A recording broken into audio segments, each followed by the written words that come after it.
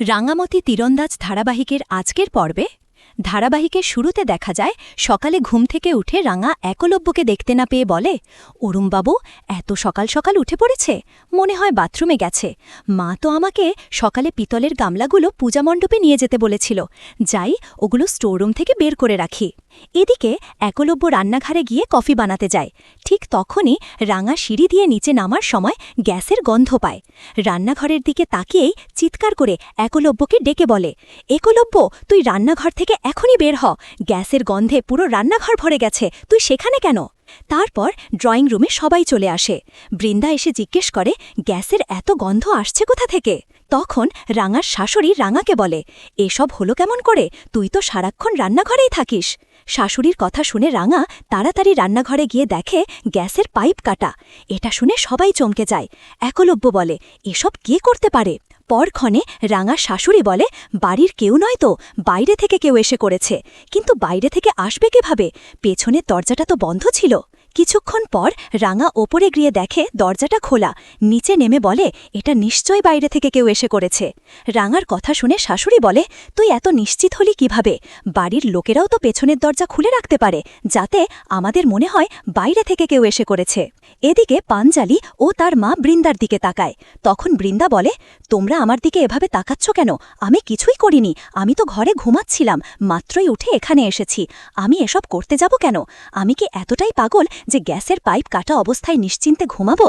আমি তো মরতেও চাই না, আমি এটা করিনি। পরক্ষণে রাঙা এসে বলে, আমি ঘুম থেকে উঠে একলব্যকে না পেয়ে পিতলের গামলাগুলো আনতে রান্নাঘরে যাই, আর সেখানে গিয়ে একটা ব্রেসলেট পাই। রাঙা ব্রেসলেটটা সবাইকে দেখালে বৃন্দা বলে, এটা তো আহিরির। আহিরির নাম শুনে পাঞ্জালি বলে, কিন্তু আহিরি এখানে আসবে কিভাবে? ও তো লকআপে আছে।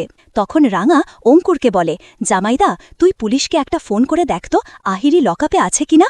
ঠিক তখনই পুলিশ অফিসার সত্যজিৎ রায় এসে বলে, ফোন করার দরকার নেই, আহিরি বিরিয়ানি খাবার অজুহাতে গত রাত 12টা নাগাদ লকআপ থেকে পালিয়েছে। সত্যজিতের কথা শুনে একলব্য বলে, বিরিয়ানি খাবার অজুহাতে ওর মতো বড় ক্রিমিনাল কেমন করে পালাতে পারে? পুলিশ অফিসার সত্যজিৎ রায় বলে, ঠাকুর দেখার জন্য অনেক লোক গ্রাম থেকে কলকাতায় এসেছে। এই ভিড়ের মধ্যেই আহিরি কলকাতার বাইরে পালানোর প্ল্যান করেছিল, কিন্তু আমরা সব জায়গায় ফোর্স পাঠিয়ে দিয়েছি, আহিরি পালাতে পারবে না। আপনারা পুজোর অনুষ্ঠানে আনন্দ করুন, আমরা ওকে খুঁজে বের করব।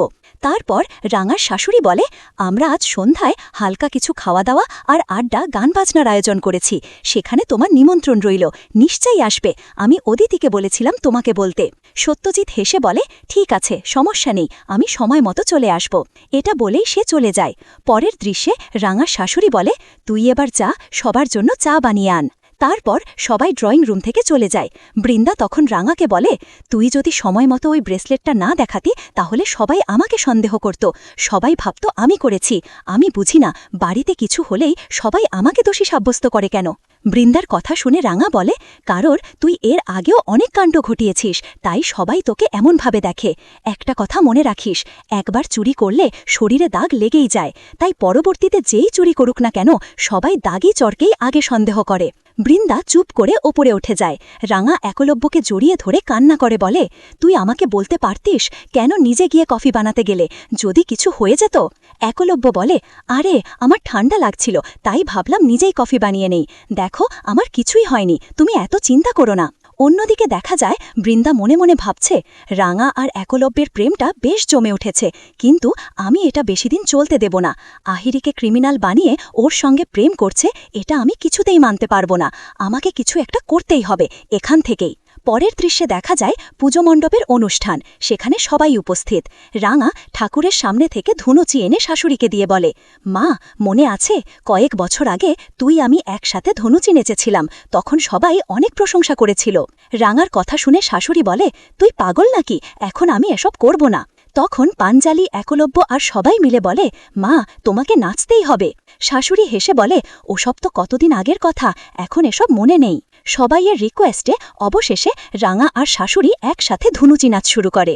একলব্য ফোনে ভিডিও রেকর্ড করতে থাকে। অন্যদিকে দেখা যায় সবাই নাচে মগ্ন।